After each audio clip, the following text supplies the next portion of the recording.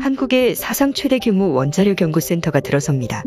이곳은 선박 추진용 초소형 원전 등을 개발하기 위한 시설로 알려지면서 한국이 드디어 핵잠수함 보유 국가가 되는 것이 아니냐는 분석이 나오고 있습니다.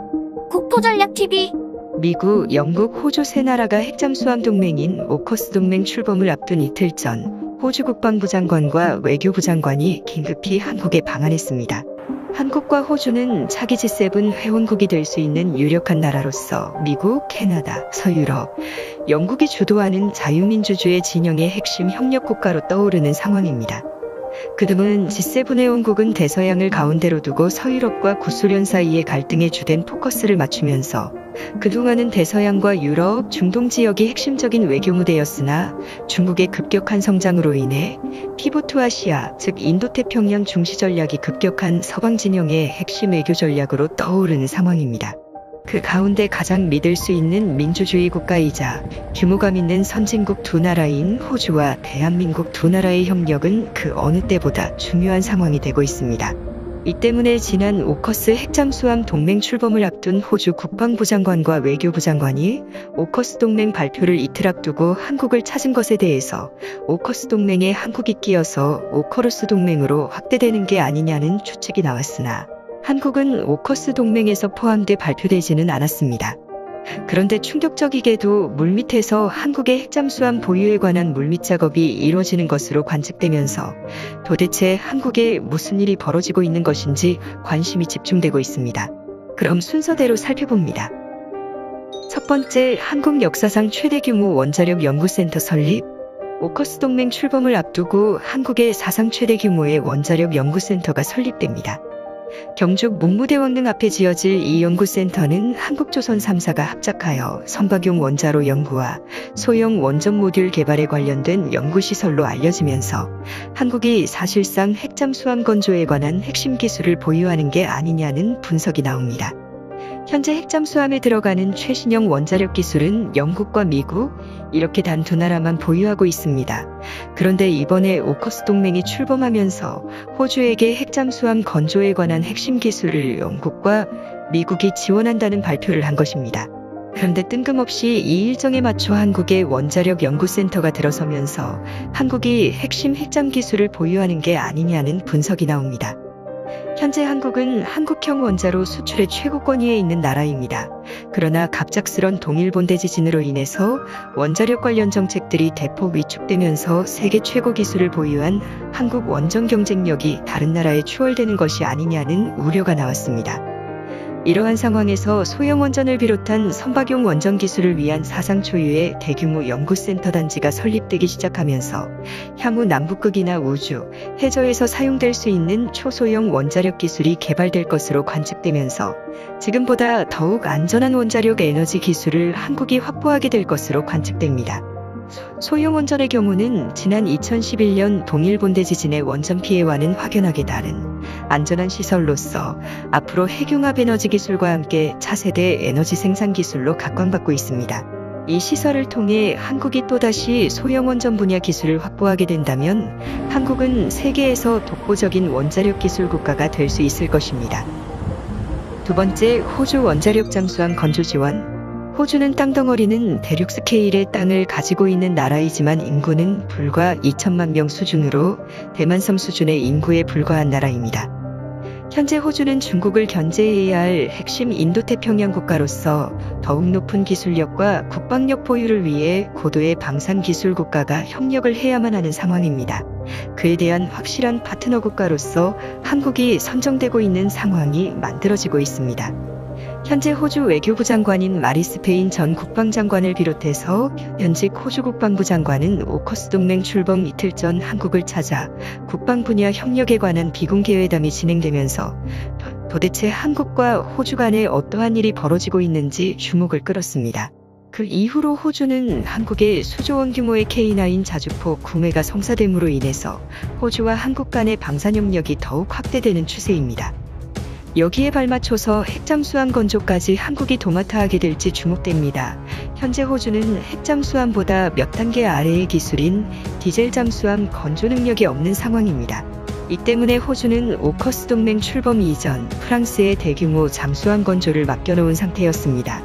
그런데 이번 오커스 동맹 출범과 동시에 프랑스와의 계약이 파기된 상황인데 갑자기 한국이 도산한 창호함을 비롯한 디젤 잠수함에서 발사하는 미사일인 SLBM 생산 능력을 확보한 나라가 되면서 호주가 한국에 SLBM을 장착한 잠수함 건조를 동시에 맡길 수 있게 된 상태입니다.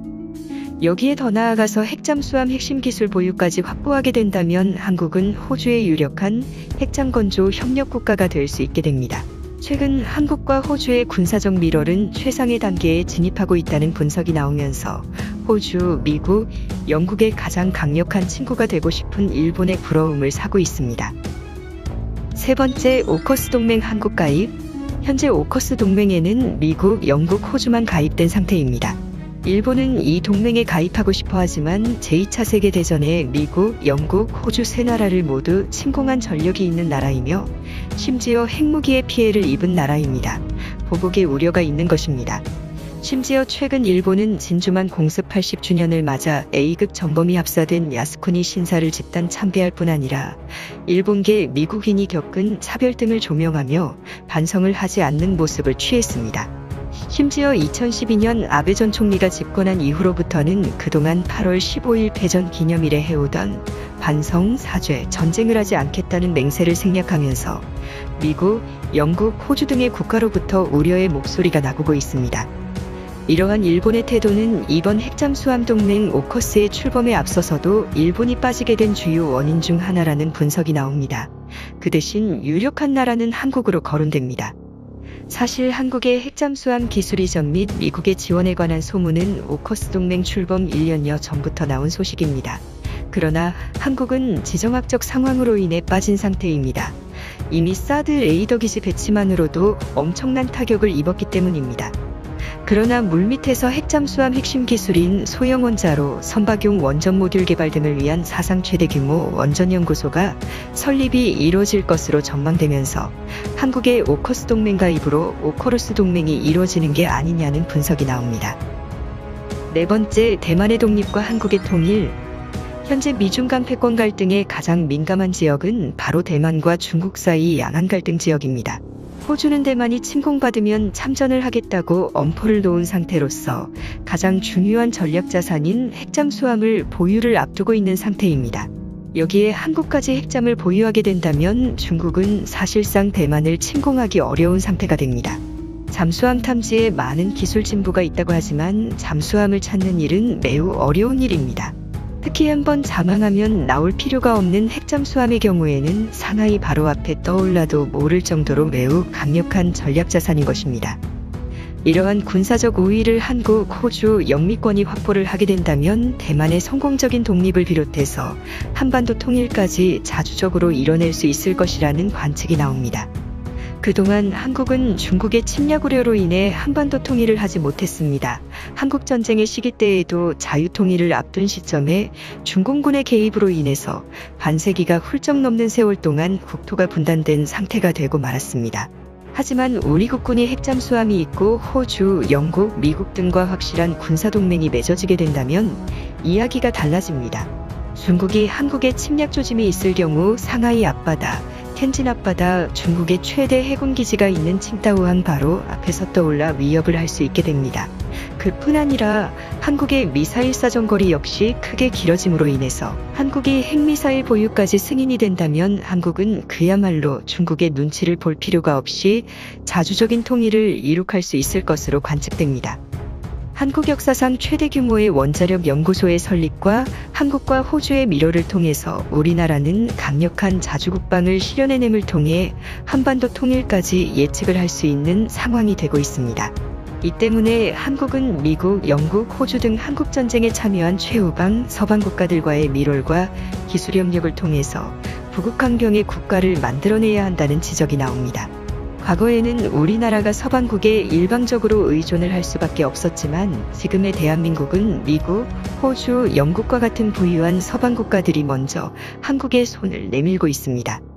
그에 반해 과거에 대한 반성 대신에 호주, 영국, 미국을 무력 침공한 A급 전범이 합사된 야스쿠니 신사에는 오늘날까지도 일본 정부의 공식적인 정부 자금 지출이 이루어지면서 일본을 대체할 수 있는 믿을 수 있는 우방 국가로 대한민국이 떠오르고 있는 상태입니다. 과연 한국의 수건인 핵잠수함 보유를 이뤄낼 수 있을까요? 국토전략TV 오늘은 이걸로 마칩니다. 감사합니다.